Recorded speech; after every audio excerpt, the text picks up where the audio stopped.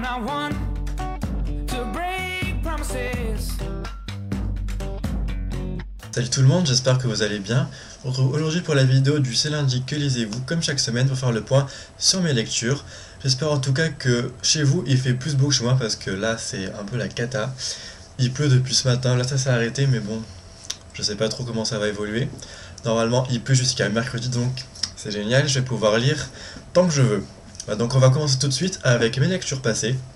Donc la semaine dernière je vous laissais avec comme lecture en cours Un seul regard de Joan Reeves aux éditions Milady Romance dans leur collection Central Park. Donc déjà la couverture on la trouve superbe. Elle évoque beaucoup de sentiments, beaucoup d'émotions. Et c'est ce qu'on retrouve dans le livre.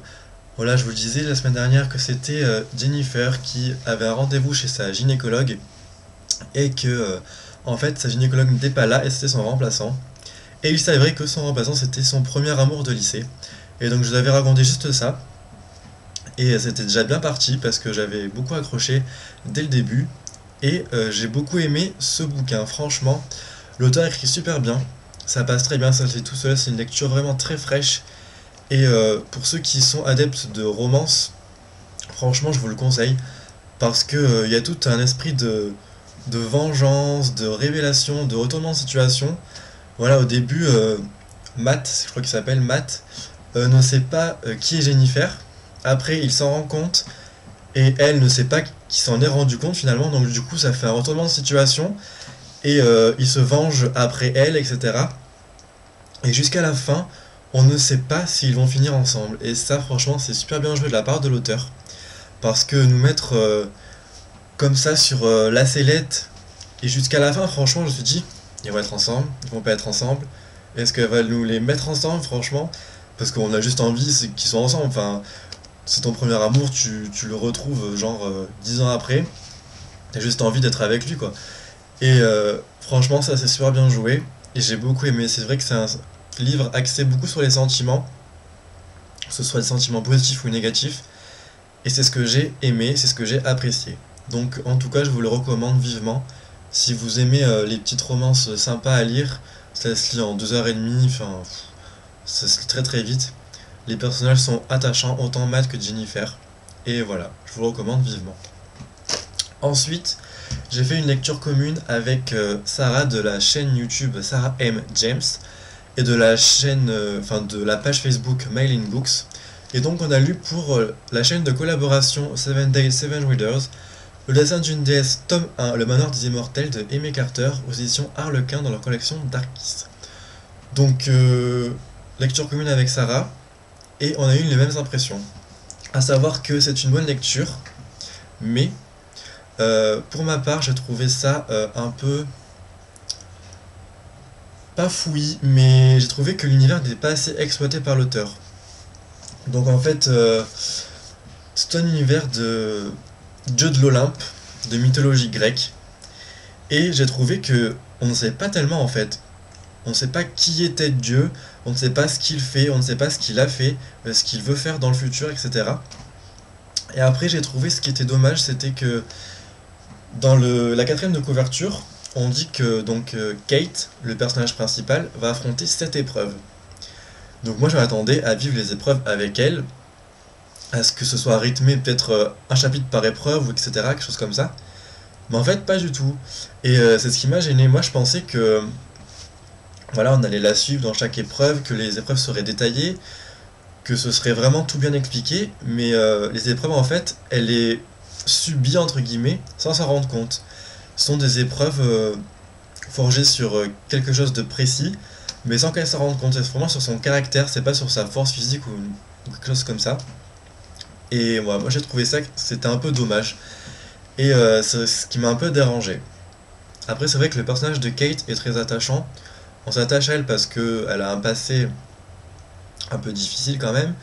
Et on ne sait pas vraiment son futur, enfin ce qu'il adviendra de sa mère qui a un cancer, qui va bientôt mourir. On ne sait pas si elle va réussir ses épreuves dans le manoir d'Éden, donc au manoir des immortels. Et c'est vrai qu'on est un peu dubitatif. Après, c'est vrai qu'il y a beaucoup aussi de révélations et de retournements de situation. Et j'ai trouvé ça bien aussi de la part de l'auteur. C'est vrai que c'est un point positif. Ensuite, le style de l'auteur, ça se lit très vite. Même si j'ai mis 4 jours à le lire, parce que j'ai pas forcément le temps de lire, ça se tourne très vite, les pages tournent très vite. C'est écrit assez gros aussi. Voilà, une fin... Je me suis pas attendu à la fin, ça c'est vrai que ça remontait un peu le niveau du roman. La fin est très bien et laisse envisager une suite tout aussi bien. Et j'espère en tout cas que l'univers sera plus exploité. C'est vraiment ce qui m'a gêné dans ma lecture. Le petit point aussi négatif, c'est que j'ai trouvé qu'il y avait beaucoup de longueur, surtout vers la fin, enfin le dernier quart du livre. Je trouve qu'il y avait trop de longueur, que ça s'étalait sur les 6 mois que passe le séjour de Kate au manoir des immortels.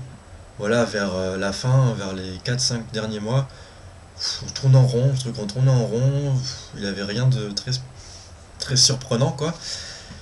Mais voilà, en tout cas, les révélations sont mises là où il faut, malgré les longueurs, ça se lit très bien, et je vous recommande vraiment cette saga.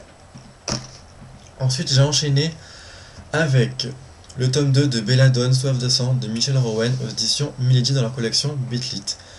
Donc, qui est le second et dernier tome de ce diptyque. Donc, très belle couverture. Franchement, la couverture est très intrigante, sensuelle, sexy, tout ce que vous voulez. Et moi, j'adore ça. Donc, on a retrouvé Gillian et Declan, les deux personnages principaux. Même si on voit les scènes du côté de Gillian, qui est donc infestée de la belladone. En fait, son sang est lié à la belladone et on ne sait pas si elle va mourir ou rester vivante. Voilà. Donc on la retrouve dans un bar et elle va essayer de sauver une jeune fille en se faisant mordre à sa place, parce que comme son sang est mortel pour les vampires, elle va essayer de sauver la jeune fille à ses dépens.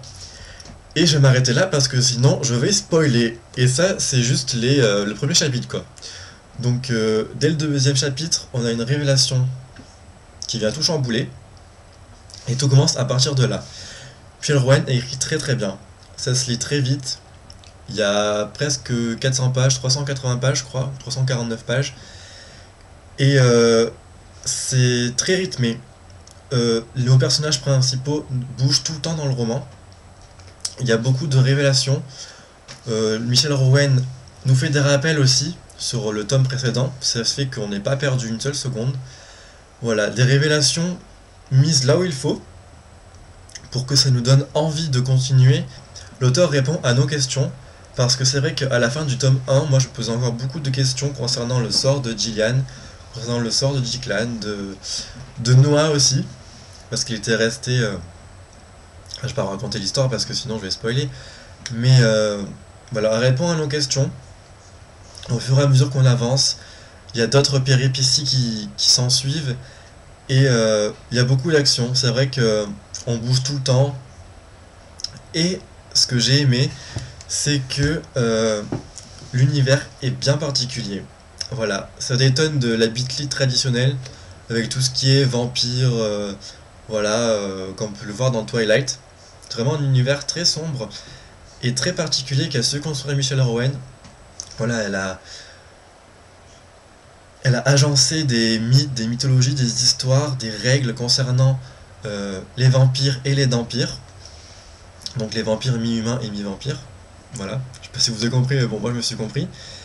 Et c'est ce que je trouve super dans ce roman. Voilà, donc c'est un univers bien particulier que j'ai apprécié retrouver. Et la fin, voilà, j'ai adoré la fin. Ça se termine très bien, mais je vous en dirai pas plus. En tout cas, je vous recommande vraiment ce diptyque parce qu'il en vaut vraiment la peine. Ensuite, je suis en train de lire une lecture un peu plus décontractée, fraîche, on va dire. Je lis Où es-tu de Marc Lévy aux éditions Pocket. Donc j'ai lu 32 pages. Et franchement, ça commence super bien. J'aime bien... Enfin, le résumé m'avait bien plu quand j'ai devais choisir ma lecture. Et je pense que ça va me plaire. Voilà, donc moi, Marc Lévy, j'adore Marc Lévy, j'adore ses lectures. Enfin, ses écrits du moins. Et j'adore lire son écriture. Et je ressens déjà sa plume. Je me suis déjà retrouvé dans ses phrases, dans ses mots. Et voilà, moi j'adore et je vous en dirai plus la semaine prochaine. Pour mes lectures futures, je me suis prévu qu'une seule lecture parce que j'ai décidé d'entamer ma lecture VO qui est donc Unearthly de Cynthia Hand aux éditions Egmont Press. Voilà, donc vous me direz, il est enfin temps de sortir cette lecture en VO. Je pense que je me prévois pas d'autres lectures parce que je pense qu'une semaine ça va le faire pour ce livre. Si je prends bien le temps de bien comprendre l'histoire, de chercher les mots nécessaires à ma compréhension. C'est vrai qu'il doit pas être long, quand même 430 pages. Mais franchement j'ai trop hâte de me plonger dans ce roman parce que j'ai hâte de découvrir la lecture en VO et surtout le style d'écriture de Cynthia Hand. Voilà.